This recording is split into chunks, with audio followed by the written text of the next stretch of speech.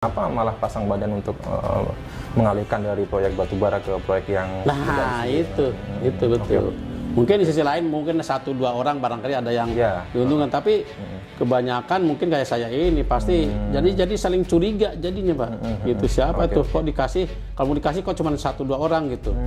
Kalau memang itu dikasih dari UYM ya, betul, gitu. Betul. Ya. Jadi ngiri lah kami gitu. Gitu. Seperti tadi ya, saya karena itu uang keringat saya sendiri 20 tahun lebih saya bekerja di suatu perusahaan. Begitu dapat, Pak, yang kumpulan keringat itu langsung bablas itu, Pak. Kan mungkin Bapak bisa merasakan sendiri. Betul, jadi harapan saya ya bisa kembali gitu. Kembali ya. Syukur-syukur ya minimal pokoknya lah. Syukur-syukur bagi hasilnya gitu kan. Gitu, Pak. Walaupun sebenarnya nilainya 250 juta tahun dulu 2009 tahun dulu dengan tahun sekarang berbeda jauh. Beda jauh. Besar, Pak.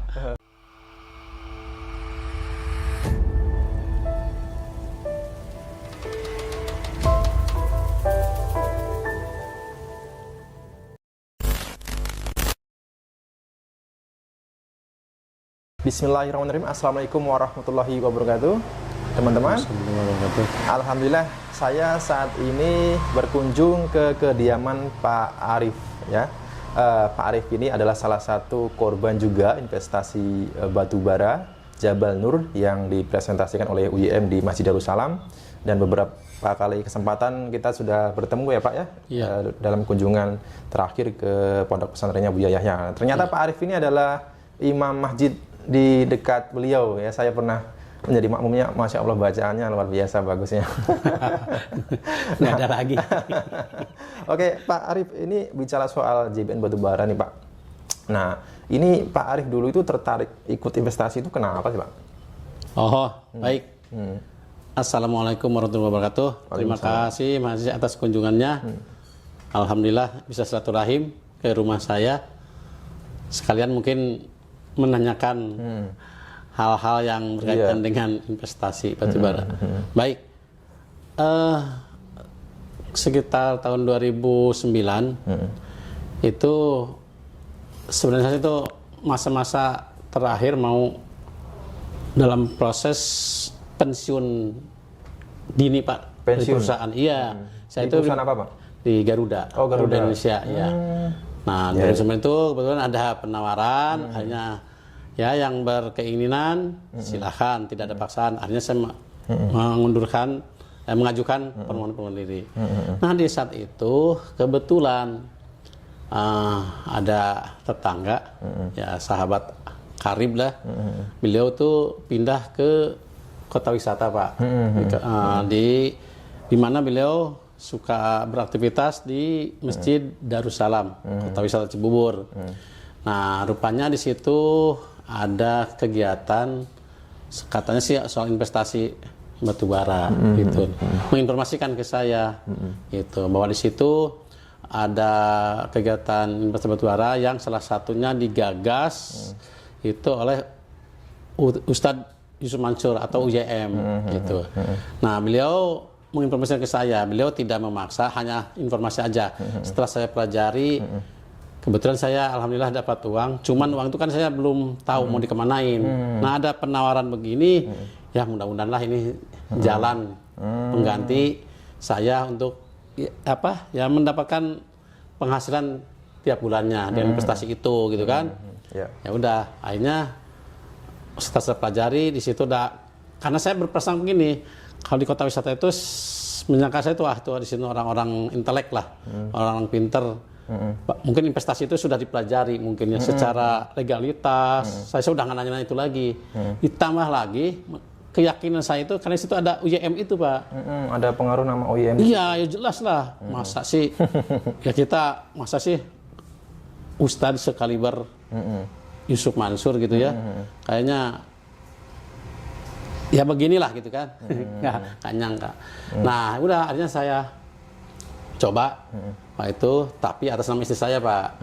Itu coba setor waktu itu memang enggak maaf, itu kan di bawah ada perusahaan Pak namanya PT Adi Partner Perkasa. Iya, betul. Nah, itu kayaknya mau merangkul investor dari Jamaah Darussalam, tapi melalui namanya ada BMT.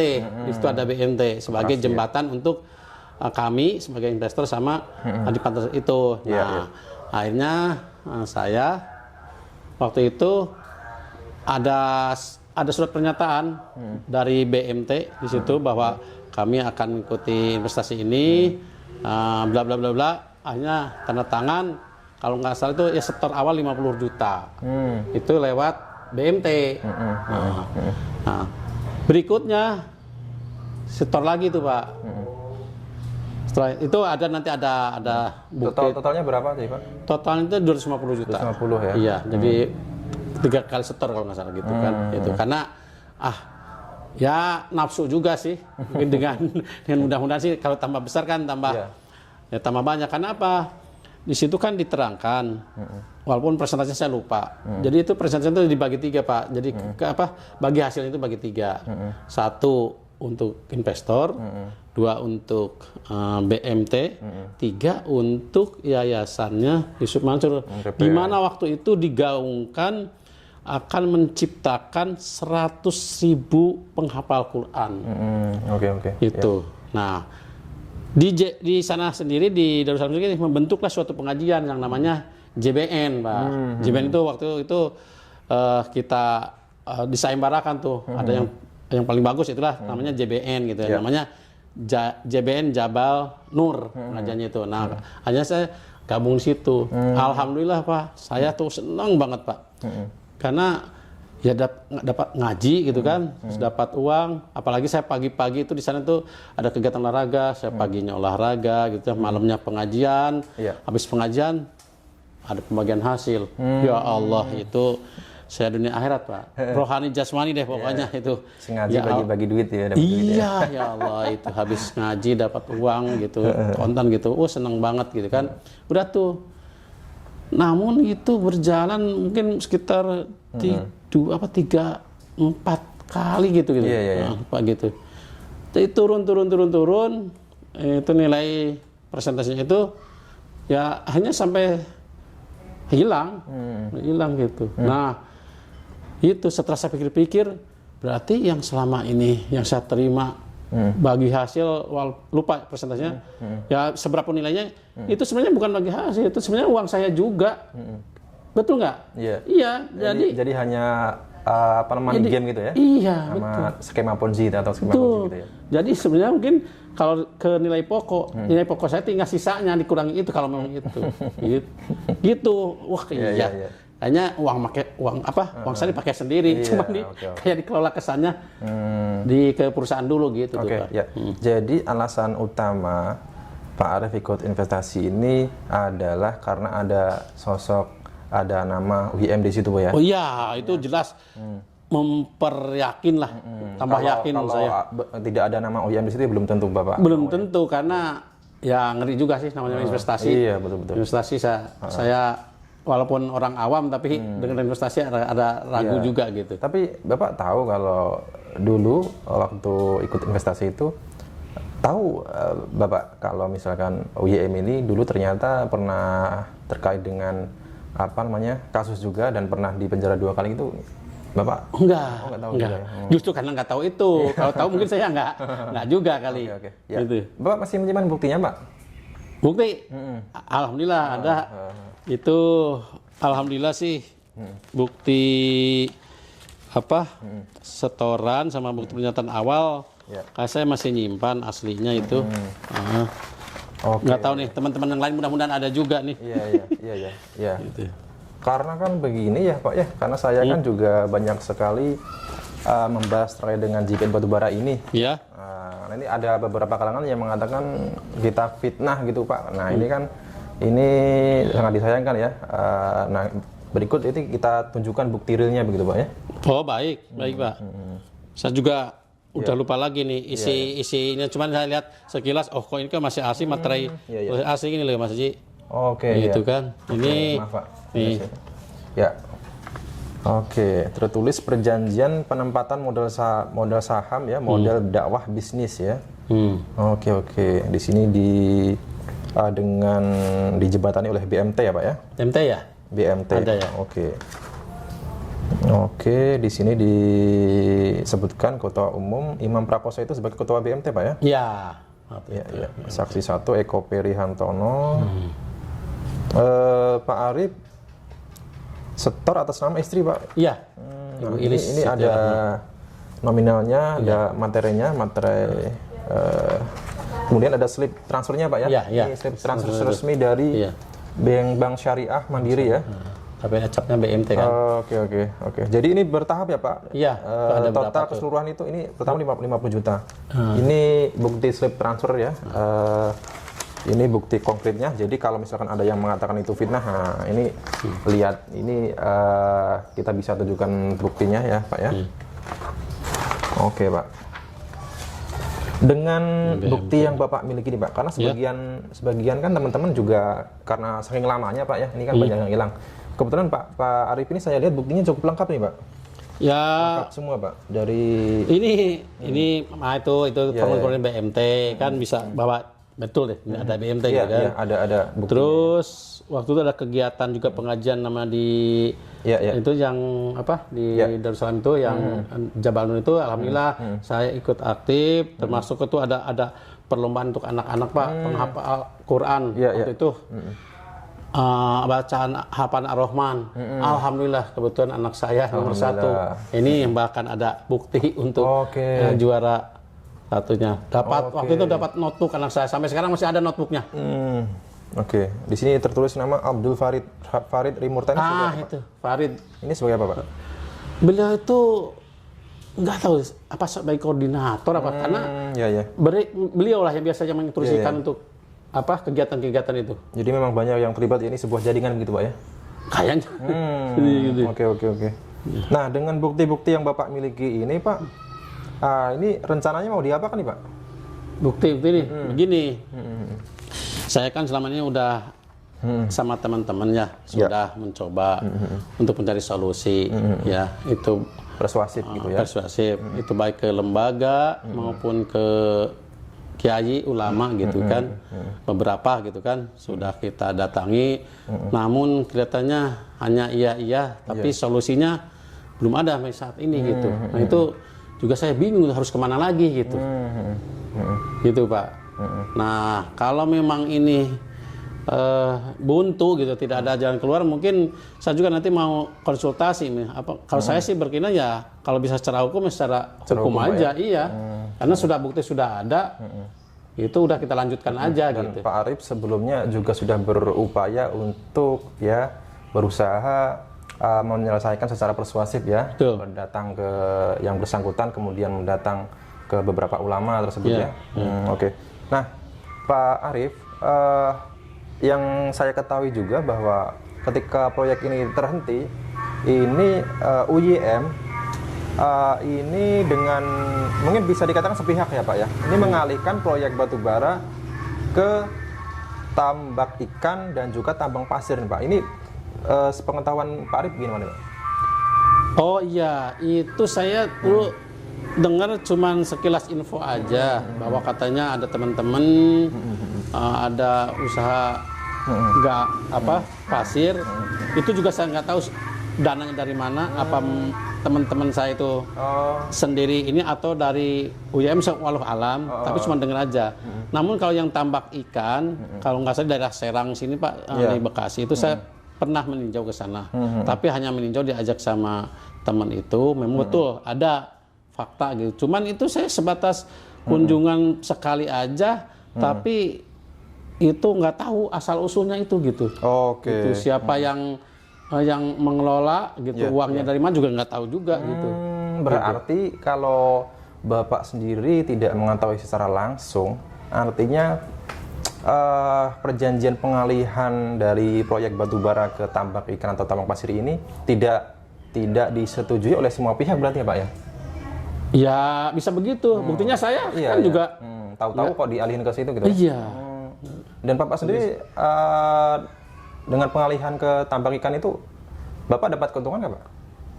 Wah itu justru itu saya beberapa keuntungan saya nggak tahu soalnya itu yang bermain tuh nggak tahu siapa gitu.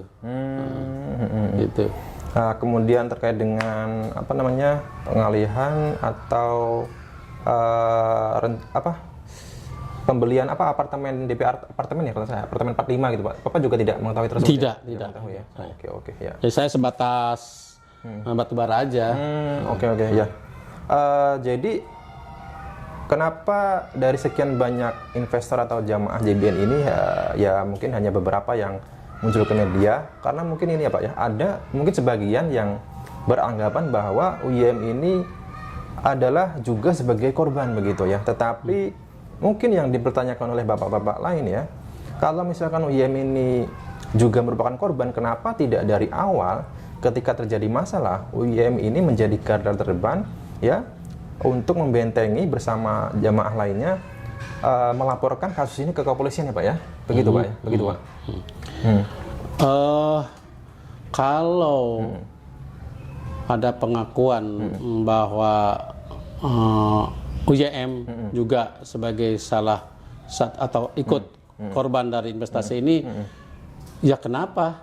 Kenapa nggak ngajak saya dan kawan-kawan untuk sama-sama pasang badan lah, ya, atau mengadukan lah ke hukum lah gitu kan. Ayo sama-sama, ini kita jadi korban, kita selesaikan, kita bareng-bareng gitu. Itu malah beliau waktu itu saya lupa tempatnya, kalau nggak salah di Legenda Wisata. Beliau datang, ada pengacara juga, sekali atau dua kali. Di situ sempat bicara. Nah, di situ ada kesanggupan malah. Kalau nggak salah tiap bulan itu ada kesanggupan. Ini maaf ya, mungkin saya salah 100 juta. Itu katanya dari penghasilan saya ada royalti dari ceramah gitu. Itu kesanggupannya. Terus ada lagi sempat Pak. Mobilnya dia UIM itu terus sempat tuh mau dijual untuk kami ini. Itu saya sempat waktu keliling di pengajian kalau nggak salah. STNK-nya sempat di ini Pak, dikelilingin tuh. Oh bener gitu. Sempat tuh Pak. Ditunjukin gitu ya? Ditunjukin Bapak benar punya dia mau dijual gitu. Itu saya benar ingat itu. Itu aja. Artinya kalau dia merasa jadi korban, kenapa mau bertanggung jawab juga itu? Kenapa nggak ngajak kami aja sekalian? Ayo kita bareng-bareng gitu. Justru terkesan melindungi semua pihak yang terlibat begitu Pak? Nah itu, jadinya kita kan seudon Pak. Jadi ini seharusnya kan melaporkan ke kepolisian karena kalau yang bersangkutan juga korban, artinya kan bisa membersihkan nama beliau juga ya. Kenapa malah pasang badan untuk mengalihkan dari proyek batubara ke proyek yang itu betul. Mungkin di sisi lain mungkin 1-2 orang barangkali ada yang diuntungkan, tapi kebanyakan mungkin kayak saya ini pasti jadi saling curiga jadinya Pak. Gitu siapa tuh kok dikasih, kalau mau dikasih kok cuma 1-2 orang gitu. Kalau memang itu dikasih dari UIM betul. gitu. Jadi ngiri lah kami gitu. Gitu. Apalagi dalam suatu kesempatan UIM ini mengatakan pernah mengembalikan sebesar 23 miliar ya ke salah satu jamaah begitu. Itu pun Pak Arif tidak mengetahuinya dan tidak. Tidak mengetahui itu. Tapi kalau saya pikir 23 M kepada seseorang. Lah kalau nggak salah yang paling besar itu 5,6 M. Yang paling besar ya. Yang paling besar. Terus kalau dikembalikan 23 M kepada seorang itu gimana hitungannya gitu loh? Iya betul. Saya nggak masuk inilah. Ya inilah yang patut menjadi pertanyaan gitu ya. Inilah yang kita pertanyakan ya. Ini sebaiknya ya Pak ya. UIM dan juga jamaah ini dipertemukan ya, bisa bertemu Pak ya. Jadi itu ya. Kalau bisa itu harapan saya ya, harapan kami itu biar kita enggak saring tuduh menuduh gitu kan. Jadi caci ya jadi terus terang jadi seudon gitu. Terus terang aja saya dulu begitu kagum ya, seneng melihat beliau gitu ya.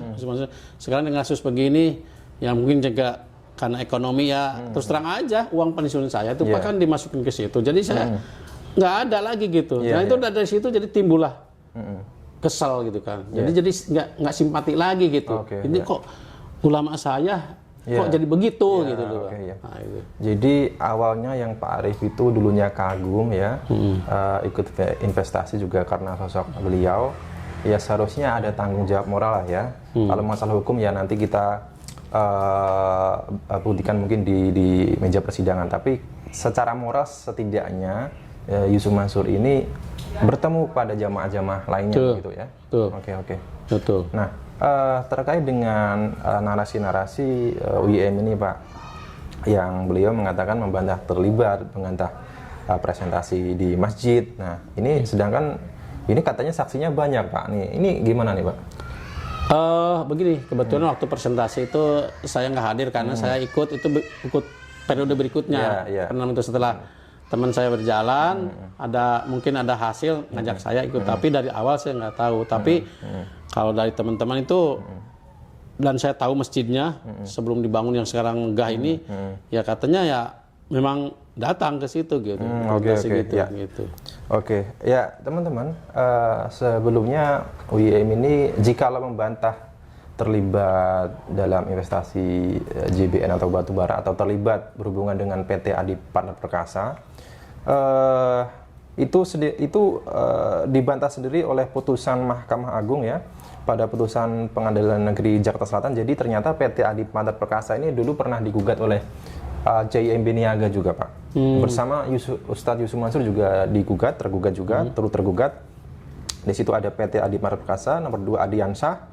Kemudian berikutnya Haji Yusuf Mansur sebagai komisaris utama Pak, sebagai komisaris utama dari PT Adi Partner Perkasa. Ini sekaligus membuktikan bahwa memang benar Yusuf Mansur pada saat itu menjabat sebagai komisaris utama PT Adi Partner Perkasa ya. Pada putusan ini Ustaz Yusuf Mansur dinyatakan lolos ya. Tapi ya kita tidak tahu ya hubungan antara Ustaz Yusuf Mansur dengan Adiansah. Nah, ini sebenarnya yang perlu dipertanyakan, yang perlu dibuktikan ya Pak, supaya tidak menjadi fitnah juga, supaya tidak menjadi ya sesuatu yang tidak baik di antara kedua belah pihak ya Pak ya. Oke, Pak Arif, terima kasih telah menerima kedatangan saya Pak. Ini harapannya Pak, ini kan uang 250 banyak juga Pak. Nah, ini Pak Arif terus berjuang apa gimana ya Pak? Ya, itu seperti tadi ya, saya karena itu uang keringat saya sendiri 20 tahun lebih saya bekerja di suatu perusahaan. Begitu dapat Pak yang kumpulan keringat itu langsung bablas itu Pak. Kan mungkin Bapak bisa merasakan sendiri gitu. Jadi harapan saya ya bisa kembali gitu. Syukur-syukur ya minimal pokoknya lah. Syukur-syukur bagi hasilnya gitu kan. Gitu Pak. Walaupun sebenarnya nilainya 250 juta tahun dulu 2009 dengan tahun sekarang itu beda jauh Pak. Beda jauh. Besar Pak. Besar menurut saya itu besar banget gitu kan gitu. Dan Pak Arif mungkin ke depan akan tetap mencoba selain berencana untuk melakukan upaya hukum, juga berencana tetap berupaya menyelesaikan secara persuasif, mendatangi ulama dan berharap ada ulama sosok yang disegani bisa menjadi mediator penghubung antara jamaah JBN dengan UIM ini Pak ya. Betul. Baik, terima kasih Pak Arif. Selamat, semoga tetap ini Pak kuat untuk terus berjuang. Amin. Atas dana investasi Bapak yang telah Bapak setorkan dan kemudian hilang begitu saja. Oke teman-teman, itu tadi perbincangan saya dengan Pak Arif. Dan teman-teman, bagi beberapa kalangan pihak yang mengatakan bahwa JBN Batubara itu fitnah atau apapun lah ya, ini Pak Arif sudah menunjukkan buktinya bahwa ini bukti real, ada keterkaitan antara PT Adi Partner Perkasa. Di sini juga tertera kesepakatan antara BMT dan juga jamaah ya Pak ya. Oke.